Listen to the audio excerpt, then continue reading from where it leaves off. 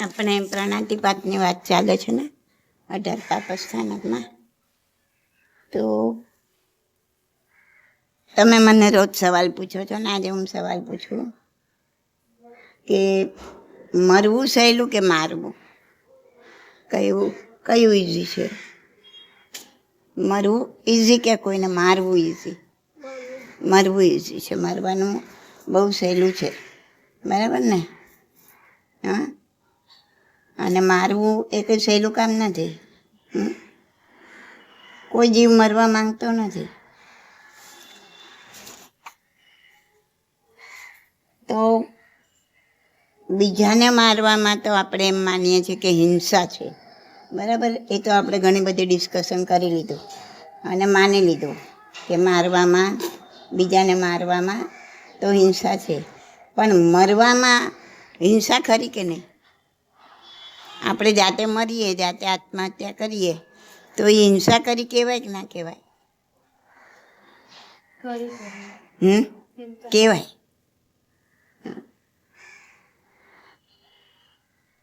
તો એટલે હિંસા બે પ્રકારની. પોતે જાતે મરો તો સ્વહિંસા, અને તમે બીજાને મારો તો પરહિંસા. સ્વ એટલે પોતે, પોતાની હિંસા સ્વહિંસા, અને બીજાને મારો તો પરહિંસા. તો જીવ તો બધા જ સમાન છે, તમારો પોતાનો કે બીજાનો. જીવ તો એક જ સરખા છે. જ્યારે હું બીજા જીવને મારું ત્યારે હું પણ જીવ તો છું જ ને. તો હિંસા મારા સ્વભાવથી જ વિરુદ્ધ છે. જીવનો સ્વભાવ છે મરવાનો કે મારવાનો, એક સ્વભાવ નથી જીવનો. તો એ પોતાના સ્વભાવથી વિરુદ્ધ થઈ ગયું. દરેક જીવનો સ્વભાવ સુખનો જ છે ને, તો પોતાના જીવનો સ્વભાવ પણ સુખનો જ હોય. તો કોઈ શાસ્ત્રમાં એવું નથી કીધું કે પરદયાનું પાલન કરો ને સ્વદયાનું નહીં. બીજાની દયા કરો, પોતાના જીવની નહીં. બીજાને બચાવો, આપણે ભલે મરીએ, એવું શાસ્ત્રમાં ક્યાંય નથી કીધું. સ્વહિંસાની પણ આજ્ઞા આપવામાં આવી નથી. આત્મહત્યાની હિંસા, આત્મહત્યા કરવાની પણ શાસ્ત્રમાં આજ્ઞા આપવામાં નથી આવી. અને કોઈને પોતે જાતે મરવું ગમે છે? કંઈ ગમતું નથી.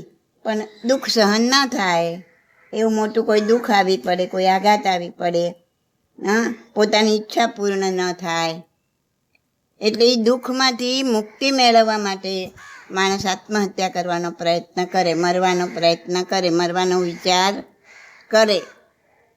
પણ એને કંઈ મૃત્યુનું દુઃખ થોડું પસંદ છે? બહુ મજા આવે છે, બહુ ખુશી થઈ જાય છે મરવા માટે? નહીં. હવે સમજી લો કે તમારી કોઈ એવી ઈચ્છા છે ને એ પૂર્ણ નથી થઈ અને તમને બહુ દુઃખ થયું અને તમે આત્મહત્યા કરવા જઈ રહ્યા છો, અને કોઈ આવીને તમને કહે કે લો તમારી આ ઈચ્છા હું પૂરી કરી દઉં, તો કહેશો કે ના, હવે મારે નથી મરવું, બરાબર ને? એનો અર્થ જ એ છે કે મરવું કોઈને ગમતું નથી. એટલે આત્મહત્યા પણ શું છે? હિંસા જ છે. એ સ્વહિંસા. એ પણ ના કરવી જોઈએ. શાસ્ત્રની એ આજ્ઞા નથી. આનો અર્થ એક જ છે કે મરવું કોઈને ગમતું નથી, એટલા માટે આત્મહત્યા પણ શું છે? એ હિંસા જ છે. એ પણ કરવી જોઈએ નહીં. ને પણ જરા વિચારો કે કોઈ દુઃખથી અસહાય બની ગયો, એને એમાંથી મુક્તિ મેળવવા માટે દુઃખમાંથી આત્મહત્યા કરી પણ લીધી, પણ આગળ એનું પરિણામ શું આવશે તે કદી વિચાર્યું? આત્મહત્યા કરવાથી એ દુઃખમાંથી મુક્ત થઈ ગયો? નહીં. કેમ કે એની વાસના, ઈચ્છા, તૃષ્ણા એ બધું અધૂરું રહી ગયું. અને એ બિચારો આર્ત અને રૌદ્ર ધ્યાનમાં ભમતો, આર્ત અને રૌદ્ર ધ્યાનમાં ભમતો મરી ગયો એ, બરાબર? તો શું થશે એનું? શું થશે? કંઈ મગજમાં આવે છે? એનું દુઃખ મટી ગયું, બધું દુઃખ દૂર થઈ ગયું. કોઈ આત્મહત્યા કરી લીધી તો શું થશે? ફરીથી એ ભૂત, પ્રેત, એ બધી યોનિમાં વ્યંતર, રાક્ષસ, ભૂત, ચૂડેલ એવું બધું બનીને એની આ જે તૃષ્ણા છે, જે ઈચ્છા છે, એમાં એ ભટક્યા જ કરશે. એના આત્માની સદગતિ નહીં થાય. આત્મહત્યા કરે એના આત્માની સદગતિ થાય નહીં. એ તો ભટકતો જ રહે, હજારો વર્ષ સુધી ભટકતો રહે. પછી તે જીવ તે ગતિમાં પોતાની ઈચ્છા પૂરી ના થઈ હોય એ પૂરી કરવા માટે કેટલાયનો ભોગ લે, પાછો કેટલાયનો ભોગ લે ઈચ્છા પૂરી કરવા માટે.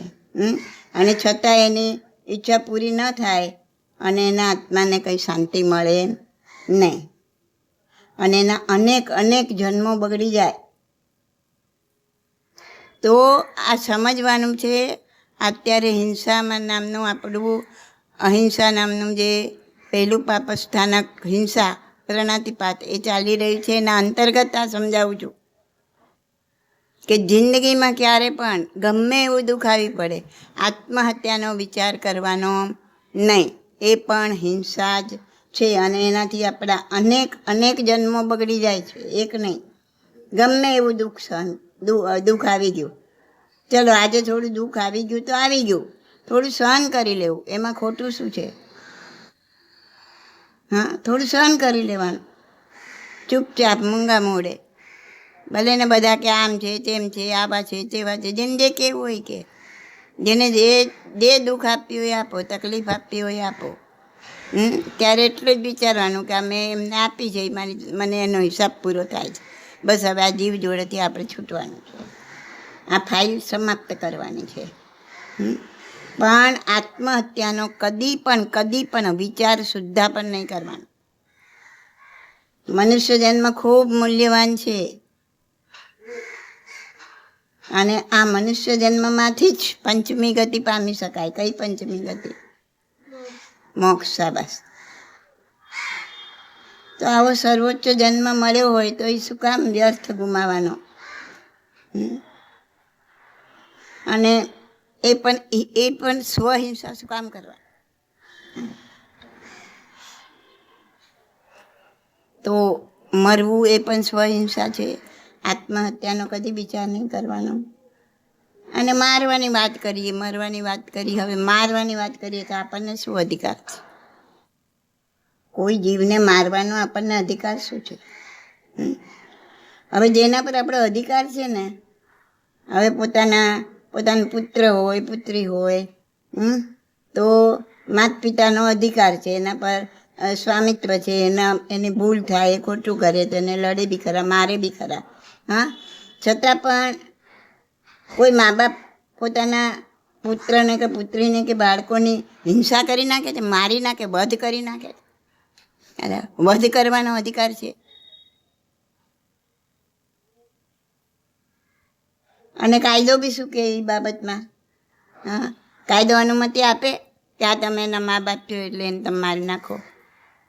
કોઈ મારે જ નહીં, અધિકાર છે છતાં પણ ન મારે, વધ ના કરી નાખે, એને કાપી નાખે નહીં, એને ઝેર ના પાઈ દે પોતાના બાળકોને.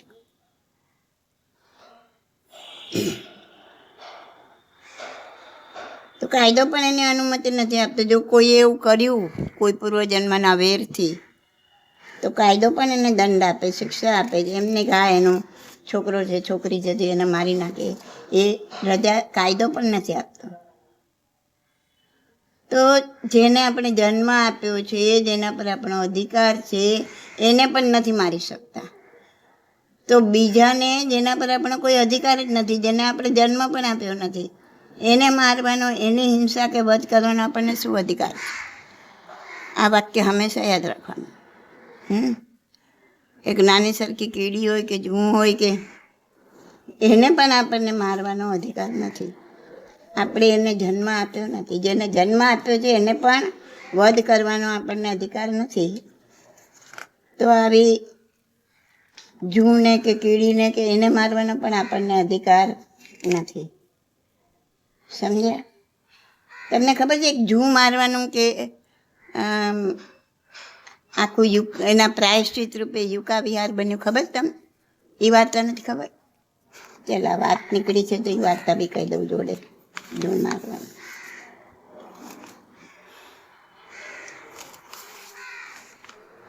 છે ને ગુજરાતમાં અણહિલપુર પાટણ, 11મી સદીમાં અત્યારે કઈ સદી ચાલે છે? 22nd. અત્યારે 20મી. 21st ચાલુ છે. હા 21st, 21મી સદી. 21st ચાલુ. હા બરાબર બરાબર, 21મી સદી. તો 21મી સદી, રાઈટ. તો આ 11મી સદીમાં, એટલે 10 વર્ષ પહેલાં, અરે 10 વર્ષ, 10 સદી પહેલાં. ત્યાં રાજા કુમારપાલનું રાજ્ય હતું અનિલપુરમાં. કુમારપાલ રાજાનું નામ તો સાંભળ્યું છે ને, આરતીમાં બી આવે છે ને. તો ત્યારે જે આચાર્ય ભગવંત હતા, સર્વજ્ઞ હતા, હેમચંદ્રાચાર્ય, હા, જૈન આચાર્ય, કલિકાલ સર્વજ્ઞ હેમચંદ્રાચાર્ય, હા, એના ઉપદેશથી, એના પ્રભાવથી સમ્રાટ કુમારપાળે અહિંસા ધર્મના એ પોતે પણ મહાન અનુયાયી બની ગયા. એમણે આગમ અને આ બધા પુરાણો હતા ને, એની હજારો લાખો નકલ છપાવી અને ગામે ગામમાં, ઘરે ઘરમાં વહેંચાવડાવી. અને પછી એમણે પોતાના ગુપ્તચર રાખ્યા. ગુપ્તચર એટલે આ સીઆઈડી જેવા, સીઆઈડી જ કહેવાય. તો એ ગુપ્તચરો હતા ને, એ ગામે ગામ ને ઘરે ઘરમાં બધું ધ્યાન રાખતા કે કોના ઘરમાં કયા કયા પ્રકારની જીવ હિંસા થઈ રહી છે. તો એવા ટાઈમે એક ગુપ્તચર, એક શું નામ હતું, મહેશ્વર દત્ત વાણિયાના ઘરમાં ગયો.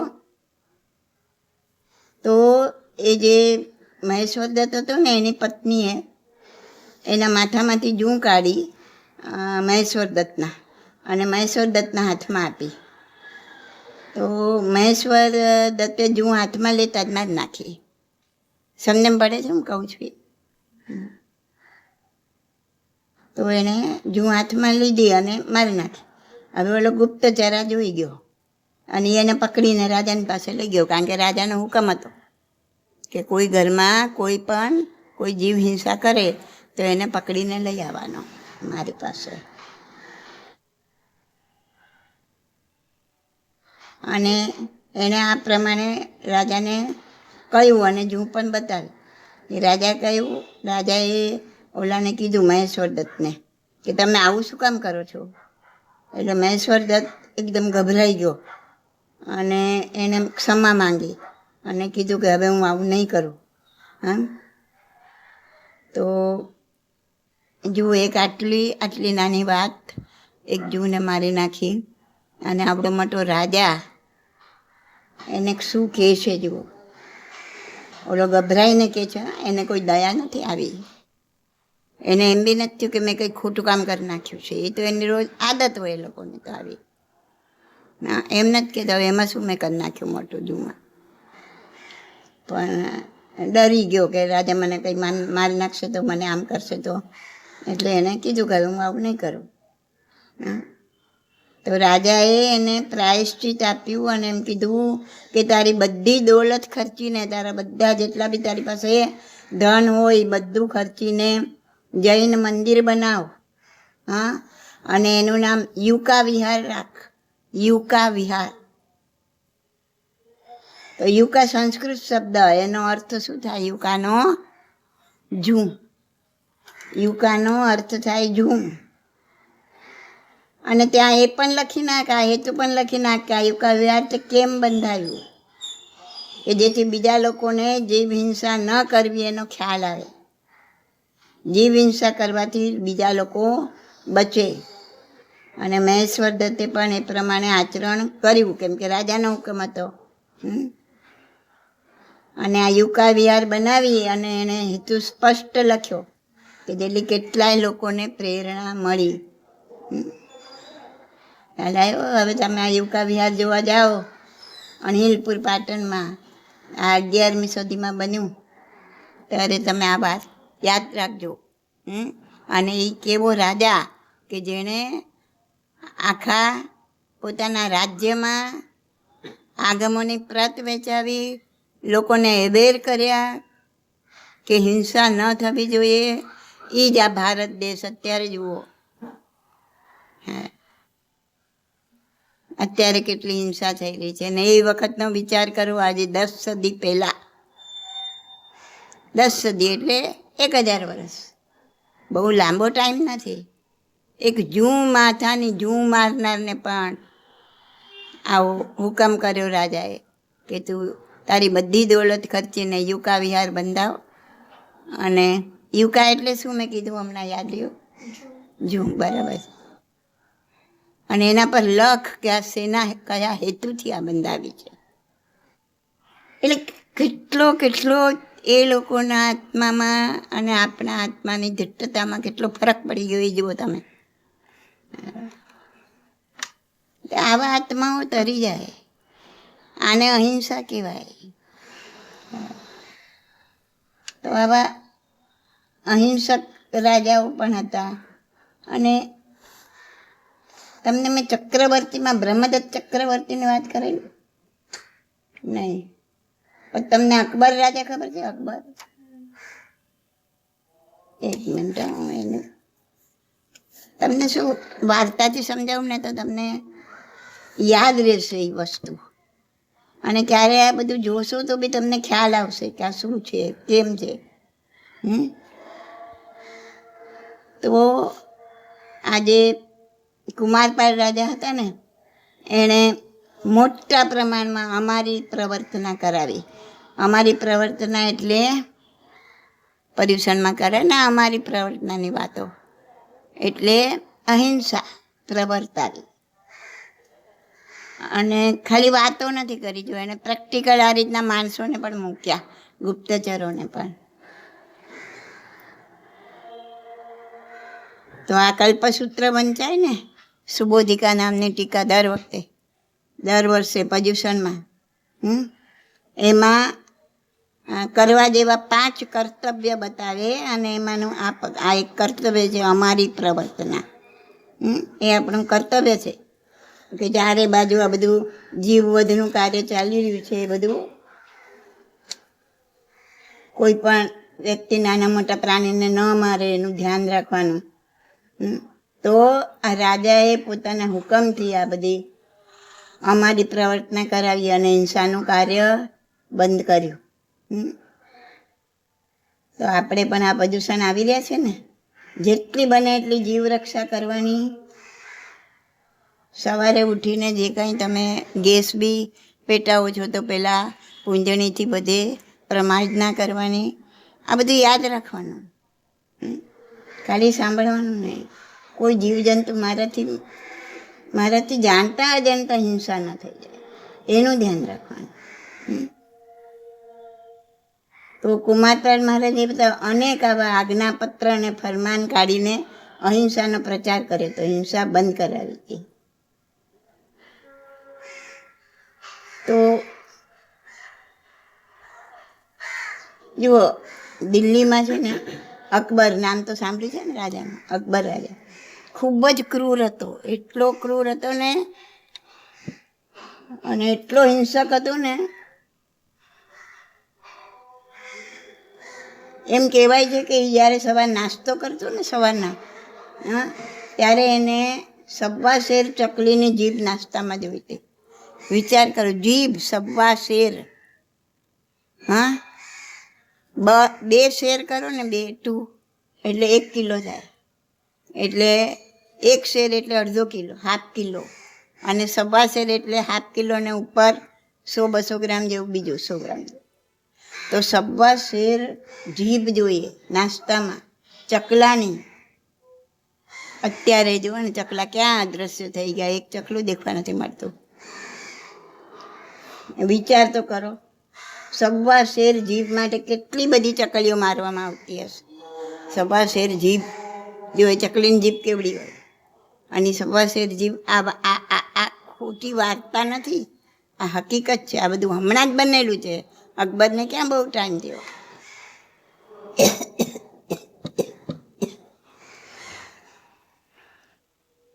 કેટલી બધી ચકલીઓને મારે ત્યારે 1.25 શેર જીભ મળે.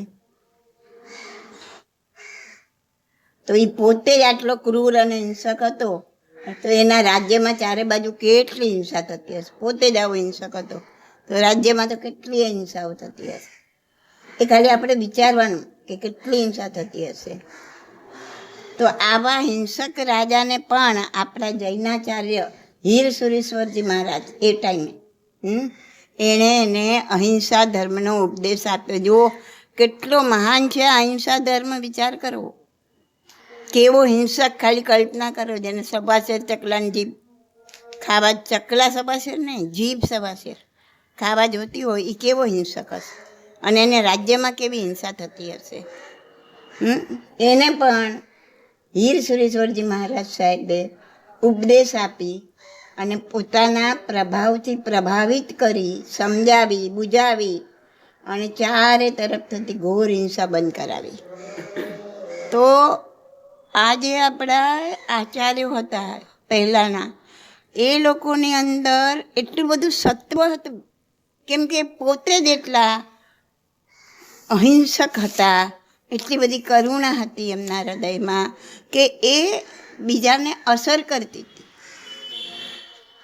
આજે આપણામાં જ કરુણા નથી રહી તો આપણે ગમે એટલા ભાષણ આપશું, એની અસર બીજાને બહુ થશે નહીં. હું તો દેવ છે એવું કહું છું. જે વસ્તુ આ પ્રાચીન જૈનાચાર્યો પાસે હતી એ આજે નથી. આજે હિંસા અંદર ઘર કરી ગઈ છે, ક્રૂરતા અંદર ઘર કરી ગઈ છે આપણું. તો આ એમને આવા હિંસક, અકબર જેવા હિંસક રાજાને પણ પ્રતિબોધ પમાડ્યો અને એને અહિંસક બનાવ્યો. તો એ પોતે કેટલા બધા મહાન કે એમના વાઇબ્રેશન આટલી બધી એને અસર કરી. અને એ રાજાએ, અકબર રાજાએ, અકબર એટલે મુસલમાન જ હશે ને, મુસલમાન જ, એણે પોતે હુકમ બહાર પાડ્યો, ફરમાન બહાર પાડ્યું.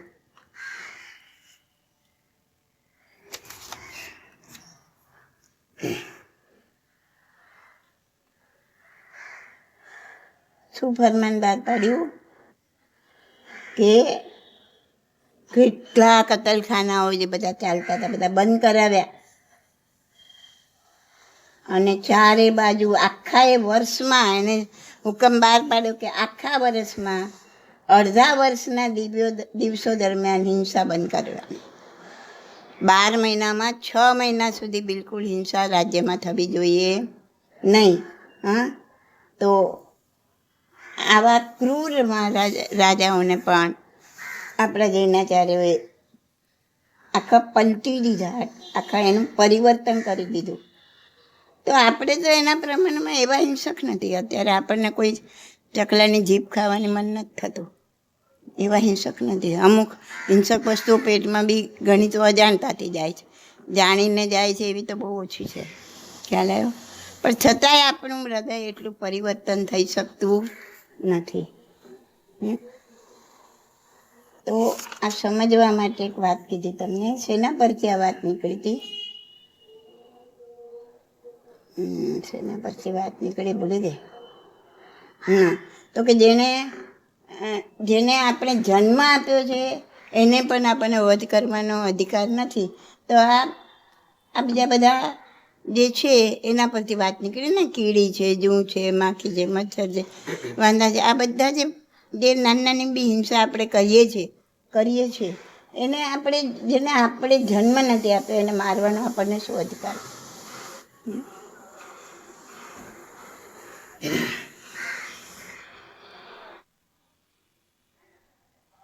તો આ તો તમે બહુ સારી રીતના સમજી ગયા હશો કે જેટલું બને એટલું આ હિંસામાંથી આપણે બહાર નીકળવાનું છે.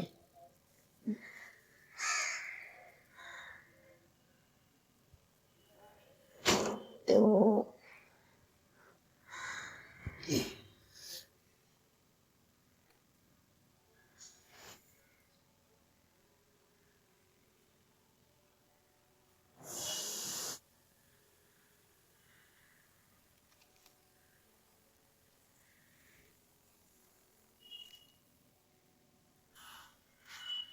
તો એ જુઓ કે આજના સમયમાં હિંસાની કોઈ સીમા નથી રહી. હવે આ બધા આ પીગ સુવર જેને કહેવાય, ભૂંડ કહેવાય, જે આપણી બિષ્ટા ખાઈને જે જીવે છે, હા, એને પણ લોકોએ છોડ્યું નથી. એને પણ નીચે પ્રખર આમ અગ્નિની ભઠ્ઠી હોય ને, હા, એના ઉપર ઊંધા પગ ઉપર લટકાવે, પગ બાંધીને ઉપર લટકાવે અને એની ચરબી કાઢે. તમને ખબર છે આ ચરબી હોય, ગાયની હોય, ભેંસની હોય, આ બધી ચરબીઓ એક તપેલામાં તમે ચરબી રાખી હોય ને અને એક તપેલામાં ચોખ્ખું ઘી રાખ્યું હોય ને, બંને ગરમ કરીને મૂક્યું હોય ને, હા, તો તમે કહી ના શકો કે કઈ ચરબી છે ને કઈ ઘી છે. તો બંને પ્રાણીજન્ય વસ્તુ જ છે ને. પણ આ ચરબીમાં તળાયેલી વસ્તુ તમને સ્વાદ ખાવાથી ખબર ના પડે કે આ ચરબીમાં તળાયેલી છે કે આ ઘીમાં તળાયેલી છે કે આ તેલમાં તળાયેલી છે.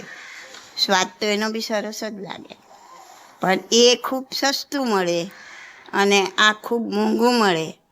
એટલે જેને ધંધો કરવો છે એ શું કામ સાચી વસ્તુ વાપરશે, ઘી તેલ શું કામ વાપરશે? એ આવી સસ્તી ચરબી વાપરીને જ એના ફરસાણ વગેરે નહીં બનાવે અને એના પર 200 ગણો 300 ગણો નફો નહીં મેળવે. પૈસા પાછળ તો આજ દુનિયા પાગલ છે, ક્યાંથી કેમ પૈસા મેળવવા.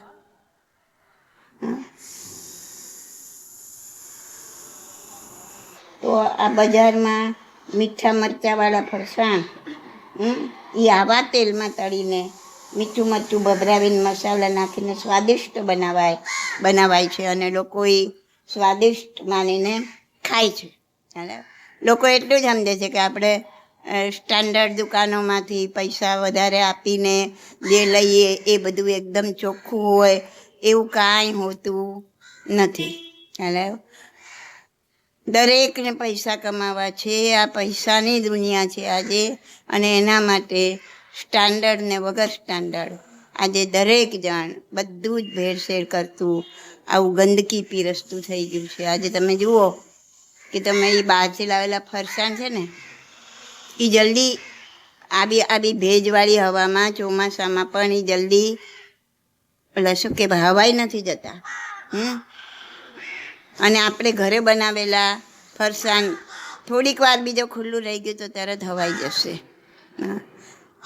તમે આ જુઓ ને, અત્યારે તમને તો નાના છો, તમને નહીં ખબર હોય, પણ ઓલી લારી હોય ને રેકડી, એની અંદર આ લોકો શું કહેવાય આ ટોસ્ટ ને ખારી ને આ બધા બિસ્કીટો ને આવા બીજા બધા ફરસાણ એ લોકો ખુલ્લા રાખીને બેઠા હોય છે વેચવા માટે.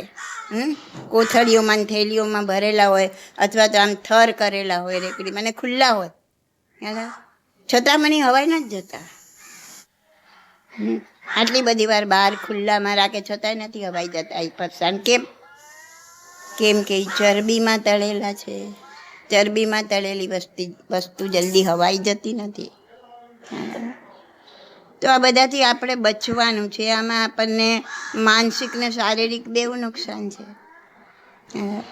કારણ કે આવી વસ્તુ આપણા પેટમાં જાય ને તો એ આપણા જેવું અન્ન એવું મન, જેવું અન્ન પેટમાં જાય એવા જ મનના વિચારો આવે. તો આ માંસાહારી વસ્તુ પેટમાં જવાથી આપણા મનના વિચારો પણ ક્રૂર બનતા જાય. ક્રૂરતા માણસને કેટલી હદ સુધી લઈ જાય છે ને. એક વાત કહું તમને કે આ ક્રૂરતા માણસને કઈ હદ સુધી લઈ જાય છે એ જાણશો ને તમને બી નફરત થઈ જશે. તમને મેં એક વખત બધા 63 સલાકા પુરુષ સમજાવેલા, 64, અને એમાં ચક્રવર્તી સમજાવેલા. એમાં 2 ચક્રવર્તી નરકે ગયા, 12માંથી 2 ચક્રવર્તી નરકે ગયા અને 10 ચક્રવર્તી મોક્ષે ગયા. હા, એમાં એક બ્રહ્મદત્ત ચક્રવર્તી. તો બ્રહ્મદત્ત ચક્રવર્તીની વાત તમને કહું એ નરકે ગયો છે અત્યારે. હા, એ બ્રહ્મ રાજાનો પુત્ર બ્રહ્મદત્ત. હા, કાંપિલ્યપુર નગરનો રાજા બ્રહ્મ અને એનો પુત્ર આ બ્રહ્મદત્ત. હા, એનો રાજ્યાભિષેક થયો, રાજા બન્યો. અને મેં તમને કીધું હતું ને, આ ચક્રવર્તીના આ યુદ્ધશાળામાં ચક્ર ઉત્પન્ન થાય અને એ યુદ્ધ કરવા જાય અને 6 ખંડ જીતીને આવે, પૃથ્વીનો ધણી થાય. તો એને 6 ખંડ જીત્યા. હા, અને પોતાના જ બાહુબળથી એ પોતે બ્રહ્મદત્ત ચક્રવર્તી બન્યો. તો એક દિવસ એક બ્રાહ્મણ હતો ને, તેની પાસે ભોજન માટે માંગણી કરી. બ્રહ્મદત્ત ચક્રવર્તી પાસે એક બ્રાહ્મણે ભોજનની માંગણી કરી, ખાવાની માંગણી કરી. કારણ કે બ્રાહ્મણનો ત્યારે એ જ અત્યારે બી છે, પણ હવે એટલું નથી. એ લોકો માંગીને જ ખાય. એ માંગણ પ્રજા કહેવાતી હતી ત્યારે. અને એ શિક્ષા આપે, બધાને શીખવાડે, ભણાવે, જ્ઞાન આપે અને બદલામાં લોકો એને આ બધું ખાવાનું આપે, વસ્તુ આપે, દાન આપે. આજની તારીખમાં બી આવું દાન ધર્મ કરવું હોય તો બ્રાહ્મણને આપે લોકો, બ્રાહ્મણને જમાડે. તો એણે પોતે માંગણી કરી એટલે બ્રહ્મદત્ત ચક્રવર્તી એને ભોજન કરાવ્યું. હા, હવે ચક્રવર્તીનું ભોજન તો કેવું હોય મેં તમને કીધું ને. હા, કે એના 96 પાયદળ પણ પચાવી ના શકે એવો એનો એક કોળિયો હોય, એવા 32 કોળિયાની ભોજન કરે. હવે એના ઘરે તો બધી એકદમ ઉત્તમ આહાર બનતો હોય. ઉત્તમ એટલે એમાં મિષ્ટાનો હોય, એમાં ડ્રાયફ્રૂટ હોય, એ બધું હોય ને. હા, તો અને એ હવે એવો સડરસ ભોજન આ બ્રાહ્મણે ખાધું અને બ્રાહ્મણ એને પચાવી ના શક્યો. બ્રાહ્મણમાં વિકાર જાગ્યો અને ખરાબ વિચારો જાગ્યા એની અંદર. ભોજનને હમણાં જ મેં કીધું, અન્નને અને મનને ખૂબ સંબંધ છે. આપણે પણ અત્યારે ઓલા શું કહેવાય, વધારે પડતા મિષ્ટાનો ખાઈએ, પછી આ શું કહેવાય, ભારે પચવાવાળા આવા કાજુ છે, દ્રાક્ષ છે.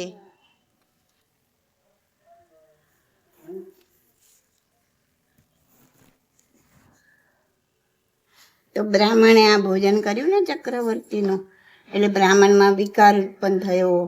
અને એણે એ રાત્રે જેને મા અને બેન ને બધા પર અત્યાચાર કર્યો. એટલે બ્રાહ્મણને બ્રહ્મદત્ત પર ક્રોધ આવ્યો. એને થયું કે રાજાએ જાણી જોઈને મારા દ્વારા આ બધું ખરાબ કાર્ય કરાવ્યું.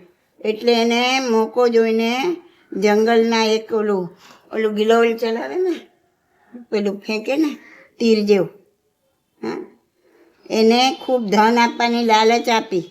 અને એને કીધું કે બ્રહ્મદત્ત જ્યારે અહીંથી પસાર થાય ને ત્યારે એ પથ્થર આમ ફેંકે ને તો આ અણીદાર પથ્થરથી એની આંખો ફોડી નાખે. આ બ્રાહ્મણે આવું કીધું જંગલના ઓલા ગિલોલ ચલાવવાવાળાને. તો એણે એવું કર્યું. બ્રહ્મદત્ત ત્યાંથી પસાર થયા ત્યારે આ તીક્ષ્ણ અણીદાર પથ્થરથી એની આંખો ફોડાવી નાખી બ્રહ્મદત્ત ચક્રવર્તીની. ચક્રવર્તીએ એને પકડી લીધો અને એના આખા એ પરિવાર સાથે બધાને મારી નંખાયા. હા, તેનો આખો વંશ સમાપ્ત કરી નાખ્યો. અને એ ચક્રીય મંત્રીને કહ્યું, પોતે તો આંધળો થઈ ગયો, હવે 2 આંખે દેખાતું નથી, કે દરરોજ બ્રાહ્મણોને મારીને એની આંખો લાવો. બ્રાહ્મણ ઉપર એને એટલો બધો, આ કેટલી ક્રૂરતા આવી જાય માણસને, જુઓ. હા, આ જ માણસ એ જ માણસ હોય. એ માણસે કોઈ જન્મમાં આગળ પહેલાં દીક્ષાઓ પણ લીધી હોય અને એવા શું કહેવાય, કરુણાવાળા હૃદય બી થયા હોય એમના. અને પાછું આ અન્ન એવું મન, જેવા વિચારો ગયા, જેવા અન્ન ગયું એવા વિચારો થયા. અને મન આત્મા આટલો ધીટ્ટ થઈ ગયો. હા, અને એણે કીધું કે દરરોજ બ્રાહ્મણોને મારીને એની આંખો લાવો. હું ઊંઘમાંથી ઉઠીને તરત જ બંને હાથથી આંખોને મસળી નાખીશ અને આનંદ પ્રાપ્ત કરીશ. હવે ચક્રીની આજ્ઞાનું પાલન તો કરવું જ પડે. હા, એટલે એ પોતાની ચક્રીની આજ્ઞાનું રાજાનું પાલન કરવું આપણી ફરજ છે એમ સમજીને મંત્રીએ એવું કર્યું. કેટલાય બ્રાહ્મણોને મારી નાખાવ્યા અને આંખો લાવીને તે થાળી રાજાને આપી. અને આ વિચારોથી ભ્રષ્ટ બનેલા રાજા બ્રહ્મદત્ત ચક્રવર્તી એ આંખોને ખૂબ જ જોરથી મસળી અને કીધું કે રોજ આ રીતના આંખો લઈ આવો. હવે થોડા દિવસ તો મંત્રીએ આ પ્રમાણે કર્યું. પછી મંત્રીએ વિચાર કર્યો કે અરે રે હવે શું કરવું. એણે એક રસ્તો કાઢ્યો. ઓલો વડગુંદાના ફળ હોય ને, એટલે ગુંદાના અંદર ઠળિયા કેવા હોય ચીકણા, હા, તો વડગુંદા આવે. એના ફળને તાજું એકદમ સજીવ રાખીને દરરોજ થાળી રાજાની સામે લાવતો. અને રાજા તો આમે વિચાર વગરનો જ હતો. એને એમ થતું કે આ બ્રાહ્મણોની આંખો આવી, અને એને ખ્યાલ જ નહોતો આવતો. અને એવી રીતે 16 વર્ષ સુધી આંખો મસળતો રહ્યો. અને આવી ખરાબ તીવ્ર વૃત્તિને લીધે એને ખૂબ પાપ કર્મ બાંધ્યા. એનું આયુષ્ય હતું 716 યર્સ. એ પૂરું કરીને એ 7મી નરકે ગયો. તમને મેં સમજાવ્યું હતું બ્રહ્મદત્ત ચક્રવર્તી નરકમાં ગયો.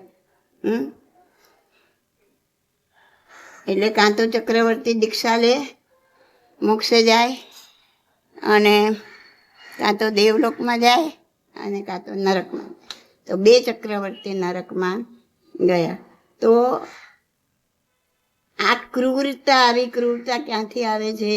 આજે અન્ન આપણા પેટમાં જાય છે, માંસાહાર પેટમાં જાય છે, એ આ અહીં સુધી આપણને પહોંચાડી દે.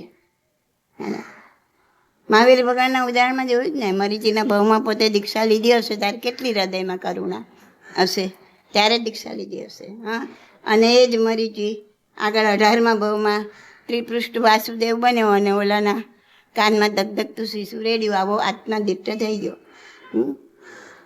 તો બહુ છેતીને ચાલવાનું. અત્યારે બી એ બી તમારે બીજા વિચાર કરીને રાખવાનું. જો કોઈ ઘણી વખત કોઈ પશુઓના આકારની, એવા આકારની ચોકલેટો આવે છે, એવા આકારના શું કહેવાય તમારે બિસ્કીટો આવે છે, તો પશુના આકારની મીઠાઈ આવે છે, એવી કોઈ વસ્તુ ખાવાની નહીં. હા, શું થાય? હવે તમે ખાધી, હવે સમજતા નથી તો શું કહેશે? કોઈ કહેશે મેં બકરો ખાધો, મેં મરઘો ખાધો, મોંમાં નાખીને બાળક પોતાની માને કહેશે કે મેં આખો બકરો ને આખો મરઘો ખાધો. ખાય છે બિસ્કિટ, ખાય છે ચોકલેટ. હા, તો આવી ભાષાનો ઉપયોગ, વ્યવહાર પણ એ હિંસાનો પ્રેરક બને. એટલા માટે પ્રાણી સૂચક આકારના કોઈ પણ વસ્તુ બનાવવાની પણ નહીં અને ખાવાની પણ નહીં. ચાલો હવે આગળ જોઈશું કાલે.